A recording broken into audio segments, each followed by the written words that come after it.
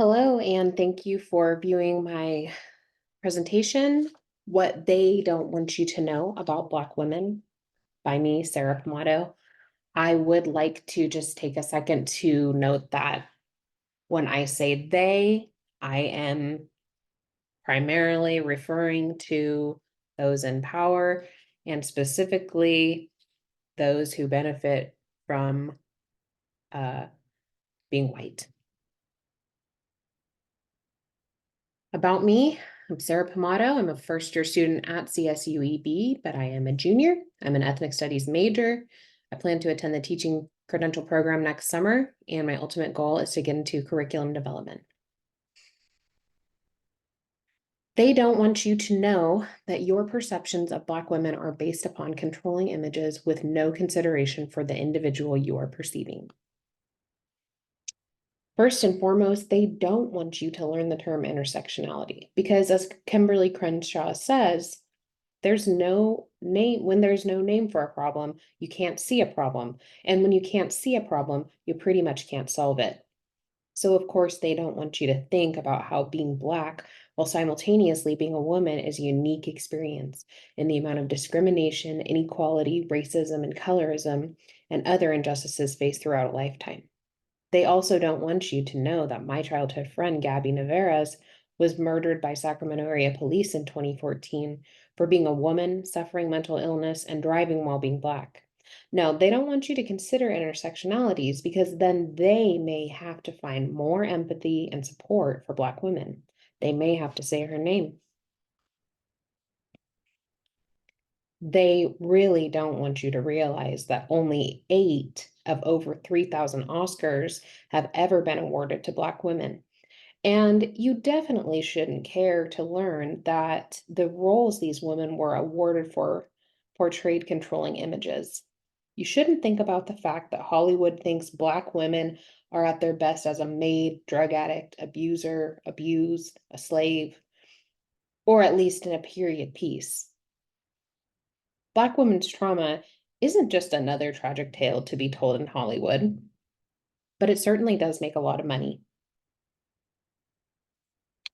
They don't want you wondering if a little girl with dark skin sees Zoe Saldana playing Nina Simone and internalizes it to mean that it would be better if her dark skin was makeup and her afro was a wig.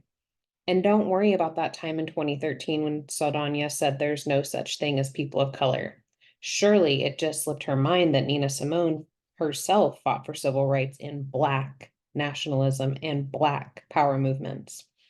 They don't want you to ask why Saldana is the highest grossing actor of all time, because it certainly has nothing to do with her features, lighter skin, long, wavy hair.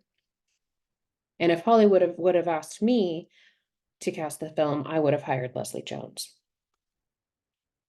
They don't want you to consider how social constructs uphold white supremacy and are entirely subjective. Omi and Winan noted that when viewed as an objective matter, race is usually understood as rooted in biological differences, skin color, hair texture, or eye shape. On the objective side, race is often regarded as something fixed and concrete. To accept these constructs as just a normal part of our societal agreement leaves little room for Black women to experience anything other than what the ruling class wants them to. But they don't want you to ask yourself if these, quote, biological differences hold any value outside of these societal constructs. They don't want you to think that lack of regard for intersectionality, perpetuating controlling images, and enforcing social constructs impacts your ability to understand that which you do not know. And they don't want you to think that they don't want you to know Black women at all.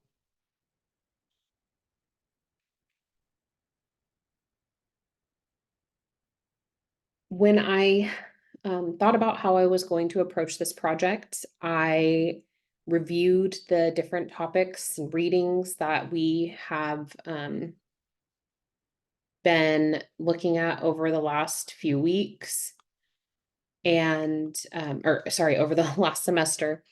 And I really wanted to incorporate some that I have really come to consider like in my daily life.